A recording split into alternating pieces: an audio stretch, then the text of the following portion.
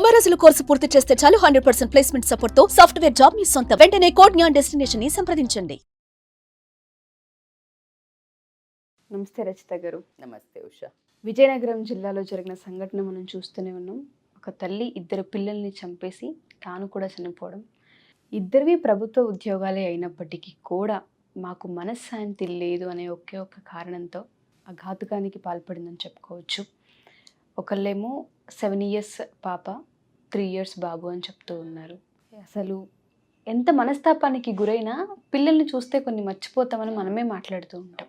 కానీ అలాంటిది ఆ పిల్లల్ని చంపేసి తాను కూడా చనిపోయేంత స్టేజ్కి వెళ్ళిపోయింది అంటే దేనివల్ల అంటారు? అసలు హస్బెండ్ సైడ్ నుంచి అనుకోవచ్చా, ఫ్యామిలీ సైడ్ నుంచి అనుకోవచ్చా? అంత మనస్తాపానికి గురవడానికి కారణాలు ఏంటి? మనకి పాస్ట్ నుంచి పెంపకం ఉంటుంది. పెంపకం అంటే పరిస్థితులను యాక్సెప్ట్ చేయలేకపోవడం. ఒరే భగవంతుడా, అసలు బేసికల్గా గవర్నమెంట్ ఉద్యోగాలుండి చక్కగా ఒక కొడుకు కూతురుండి ఈ అన్నీ అంటే ఇప్పుడు అన్నీ ఉన్నట్టే. ఇప్పుడు యావరేజ్గా చూస్తే ఏంటి ప్రాబ్లం అంటే పిల్లలు ఒక 6 నెలల్లో 3 నెలల్లో అయితే ఆ హెల్త్ ప్రాబ్లమ్స్ వచ్చాయంట పిల్లలకి. హస్బెండ్ దూరంగా ఉన్నాడు, ఖచ్చితంగా అగ్రి చేద్దాము, కష్టం అయి ఉంటుంది, అందులో ఎటువంటి డౌట్ లేదు. జస్ట్ ఒక 15 రోజులు నువ్వు లీవ్ పెట్టుకొని అక్కడికి వెళ్ళు, ఆయన ఒక 10 రోజులు లీవ్ పెట్టుకొని ఇక్కడికి వస్తాడు. ప్రపంచంలో ఎప్పుడు ఈ ప్రాబ్లమ్స్ ఎప్పుడు వస్తాయంటే ఉషా, మనిషికి శాంతి లేకపోవడం అంటే ఉన్న దాంట్లో తృప్తి లేకపోవడం అనేది బేసిక్ కంటెంట్. ఒకే అమెరికాలో ఉండి వైఫ్ ఇండియాలో ఉన్న వాళ్ళు, లేకపోతే అమెరికాలో అయినా ఇంకో దగ్గర ఉద్యోగాలు చేస్తూ ఉన్నవాళ్ళు కోకొల్లలో అంటే కోటీశ్వరుల్లో కూడా అలా దూరం ఉండి ఈ తల్లియే పిల్లల్ని పెంచాల్సి వచ్చిన వాళ్ళను నేను చూసిన వాళ్ళు ఉన్నారు. మేము ఆ టైంలో కారు రాకున్నా కూడా నేర్చుకొని నా పిల్లని నేను అమెరికాలో ఎంత బిక్కుమంటూ నడిపాను. ఎందుకంటే భర్త చాలా మంచి ఉద్యోగం ద్వారా ఇంకొక స్టేట్లో ఉన్నాడు అని చెప్పిన నా ఫ్రెండ్స్వి కూడా చూశాను నేను. అంటే ఏ చెట్టుకు ఆ గాడిపు అన్నట్టు ప్రతి ఒక్క స్టేజ్ ఆఫ్ లైఫ్లో ప్రతి ఒక్కళ్ళకు ఉన్నాయి. ఇలాంటి సమస్యతోటే చాలామంది లేడీస్ మేము అసలు చాలా కష్టాలు అనుభవిస్తున్నాము, అయ్యో నా పిల్లలకు రోగం ఉంది, లేకపోతే నా భర్త దూరం ఉన్నాడు. ఏంటి ఆషామాషి అవుతుందా? ఏమనుకుంటున్నారు జీవితం అంటే? అంటే నీ ప్రాణాన్ని తీసుకోవడం నీకే అసలు నేరం అని చెప్తూ ఉంటే, నువ్వు కన్న ఒక కొడుకును కూతుర్ని అన్యం పుణ్యం ఎరగని వాళ్ళని నీ చేతులతో పాలు తాగిపిచ్చి గోరుముద్దలు తినిపించిన నువ్వు విషాన్ని కూడా గోరుముద్దల్లాగా ఇచ్చావంటే ఏమిటా కసాయితనం? ఏంటమ్మా నువ్వు ఎందుకు ఇలా చేసావని అడగడానికి నువ్వు లేవు. ఏం కష్టం వచ్చిందమ్మా అని చెప్పుకోలేని ఇక్కడ ఎవరిని నిందించాలి అని అడుగుతున్నా నేను. ఎవరిని నిందించాలి? భర్త భార్య మానసిక స్థితిని అర్థం చేసుకోలేకుండా ఉండే బంధాన్ని మనం నిందించాలా? లేదు ఒక తల్లి ఆల్రెడీ వాళ్ళకు 3 పిల్లలంట, 2వ పాప ఈ అమ్మాయి, వాళ్ళ నాన్న చనిపోతే ఆ ఉద్యోగం ఈమెకి ఇచ్చారు గవర్నమెంట్ కలెక్టరేట్లో అంటే అదే ఉద్యోగం కోసము బోలెండంత మంది 2-3 ఏళ్ళు 5 ఏళ్ళు జీవితాన్ని త్యాగం చేసి రాస్తున్న వాళ్ళు ఉంటారు. అంటే నువ్వు ఎంత అదృష్టవంతురాలివి, నీకు వడ్డించిన విస్తర్లాగా ఒక ఉద్యోగం వచ్చింది. భర్త గవర్నమెంట్, అదే భార్య ఉద్యోగం చేస్తుంటే భర్త తాగితందనాలాడి వచ్చి కొట్టి, లేకపోతే ఇంట్లో పైసలు ఉన్నాయి గుంజుకొని పోయి ఇలాంటి భార్యలు కూడా జీవిస్తున్నారమ్మా. గుడిసెల్లోకి వెళ్ళి చూడండి ఒకసారి. అరే చిన్న పాపని ఇక్కడ కట్టుకొని నెత్తిలో ఇటుకలు పట్టుకొని వెళ్ళి పోషించి బిడ్డకు తిండి పెడుతుంది ఒక అమ్మ. మీకు ఏం తక్కువైందని, ఎందుకు దేనికమ్మా చంపడం ఏంటి? అసలు అంత భయం లేదు. ఆ స్టేట్ ఆఫ్ మైండ్ వచ్చింది, ఎక్కడో వీక్ అయ్యారు emotionally. Please take help of ఫ్యామిలీలో ఒక మంచి మీరు ప్రేమ చేసేవాళ్ళు.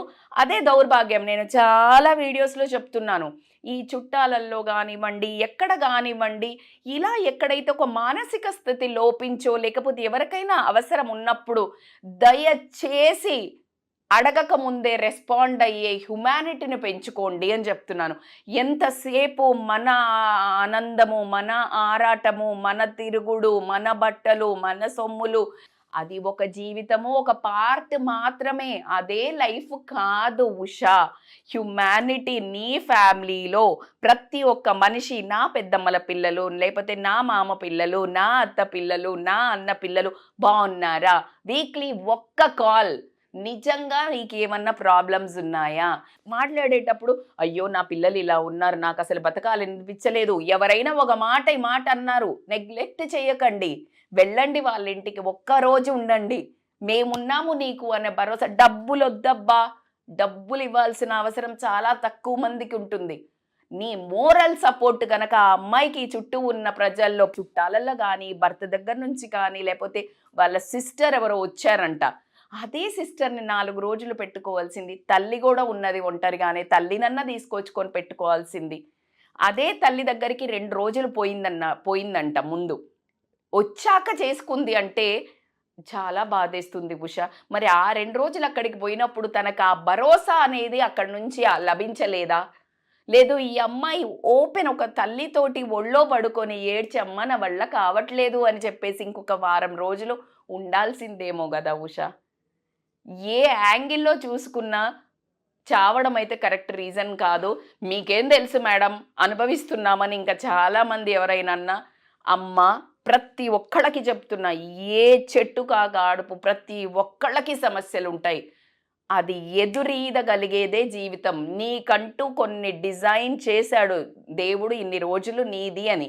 ఖచ్చితంగా నీ త్రూగా ఒక 2 పిల్లల్ని పుట్టించాడు అని అంటే నీ బాధ్యత నిలబడి పోట్లాడడమే. ప్రతి ఒక్కళ్ళని ఇప్పుడు మనం గవర్నమెంట్నో, దీన్నో, దాన్నో, వీళ్ళనో, వాళ్ళనో ఎప్పుడు ఒక కంప్లైంట్, ఒక దుమ్మెత్తి పోస్తుంటాం.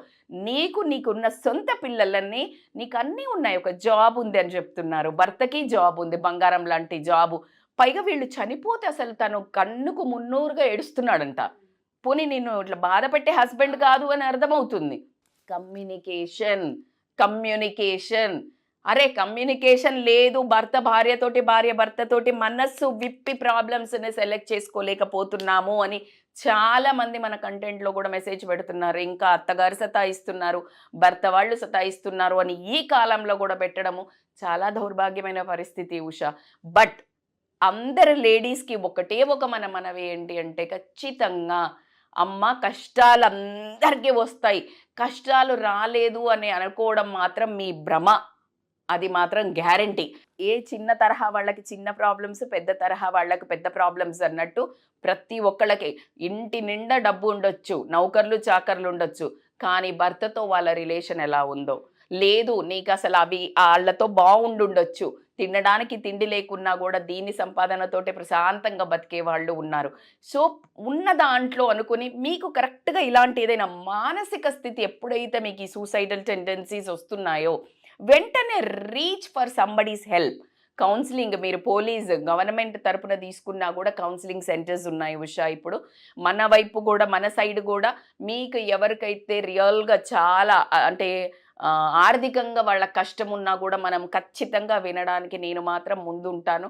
వాళ్లకు మాట సహాయం చేయడమే కాకుండా మన వీలైనంత మనం మాత్రం వాళ్ళకు మానసికంగా వాళ్ళకి తోడు మాత్రం ఉండడానికి మనము ఎప్పుడు మీ సుమన్ టీవీ ఖచ్చితంగా ముందు ఉంటుంది. సో కాబట్టికే ప్రాణాలను తీసుకునేంత అవసరం లేదు. ఒక్క 4 రోజులైతే ఆ అమ్మాయిది బంగారు భవిష్యత్తు అయ్యి ఉండేవాది. మిగతా ఖర్చులు తగ్గించుకుంటే అప్పులు ఏముంటాయి ఉషా? ఎన్ని రోజులు, ఒక 6 నెలలు, సంవత్సరం కష్టపడితే చక్కగా నెరవేర్చుకోవచ్చు. సో ఇలాంటి చిన్న చిన్న రీజన్స్కి తన జీవితం కాకుండా కొడుకును చనిపోయాడు, కూతురు చావు బతుకుల మధ్యలో కొట్లాడుతుంది అంట. ఇప్పుడు ఆ అమ్మాయి ఒకవేళ బ్రతికితే కూడా అసలు తన లైఫ్లో ఈ స్టోరీ అనేది ఏదైతే ఉందో, ఈ మాట, ఇది అసలు చెరగని మచ్చ. ఆ పిల్ల ఎప్పుడూ ఒక రకంగా ఏదో జీవితం మొత్తం కోల్పోయినట్టే ఉండడం తప్పించి ఒక ఆనందంగా అంటే నువ్వు బ్రతికున్న దాన్ని క్షణక్షణం చంపే ఒక గిఫ్ట్ ఇచ్చిపోయింది ఆ తల్లి.